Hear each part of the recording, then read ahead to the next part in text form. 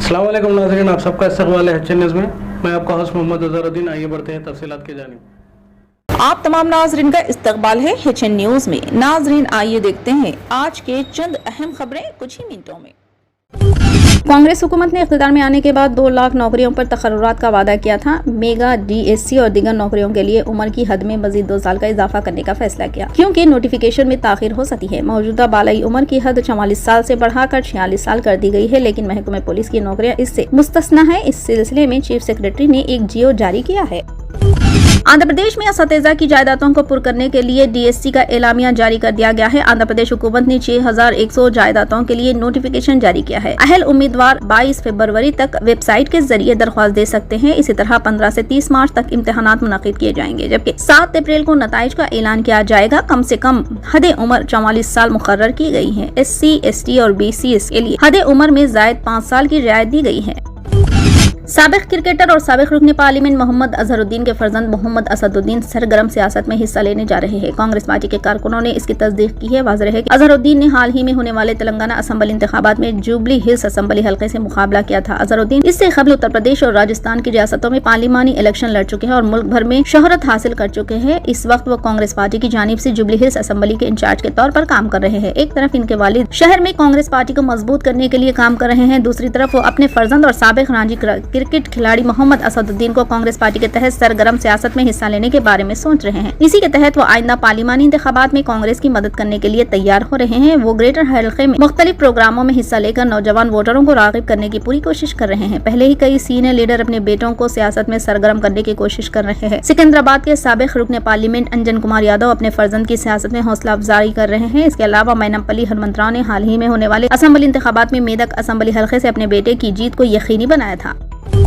तेलंगाना कानून साज असम्बली ने पीर को रियासत में हुक्का पार्लर पर पाबंदी लगाने का बिल मंजूर किया। सिगरेट और दीगर तंबाकू मसनूआत एक्ट 2023 में तरमीम का बिल बगैर किसी बहस के सूती वोट के साथ मुतफ़िक़ा तौर पर मंजूर कर लिया गया। जैसे ही ऐवान का इजलास हुआ, कानून साज उमूर के वजीर D Sridhar Babu chief minister A Revanth Reddy की जानिब से सिगरेट और दीगर तंबाकू मसनूआत को मुंतकिल किया। बिल के इखराज व मकासिद की वजाहत करते हुए इन्होंने कहा कि हुकूमत ने तेलंगाना में हुक्का पार्लरों पर पाबंदी आयद करने की फौरी जरूरत महसूस की है, क्योंकि वो नौजवान नस्ल को नुकसान पहुँचा रहे हैं। वज़ीर आला ने पार्लर्स पर पाबंदी लगाने का फैसला किया और काबीना ने इसकी मंजूरी दे दी। इन्होंने कहा कि नौजवान और कॉलेज जाने वाले तुलबा हुक्का के आदी बन रहे हैं और मुंतजिमीन इस सूरत हाल का फायदा उठा रहे हैं। वजीर ने ऐवान को बताया कि हुक्का पीना सिगरेट नौशी से ज्यादा नुकसानदा है। तकरीबन 200 पपाओं पर मुश्तमिल 1 घंटे का हुक्का सिगरेट से 100 गुना ज्यादा नुकसानदा है। इनका कहना था कि चूंकि चारकोल को हुक्के में इस्तेमाल किया जाता है, इसलिए धुएं में कार्बन मोनोऑक्साइड, भारी धातुओं और कैंसर पैदा करने वाले केमिकल्स होंगे, जिन्हें कार्सिनोजेंस कहते हैं। धुआं न सिर्फ हुक्का पीने वालों के लिए बल्कि गैर फाल तंबाकू नौशी करने वालों के लिए भी नुकसानदा है।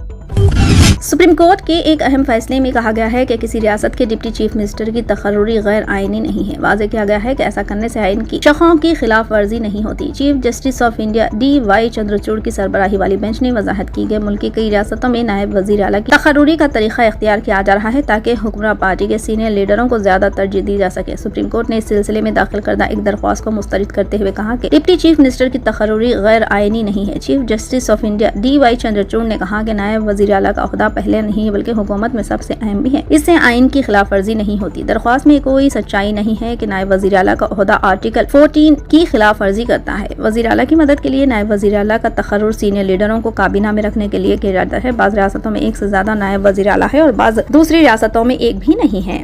आंध्र प्रदेश मुल्क में सबसे ज्यादा नायब वज़ीर आला रखने वाली रियासत बन गई है।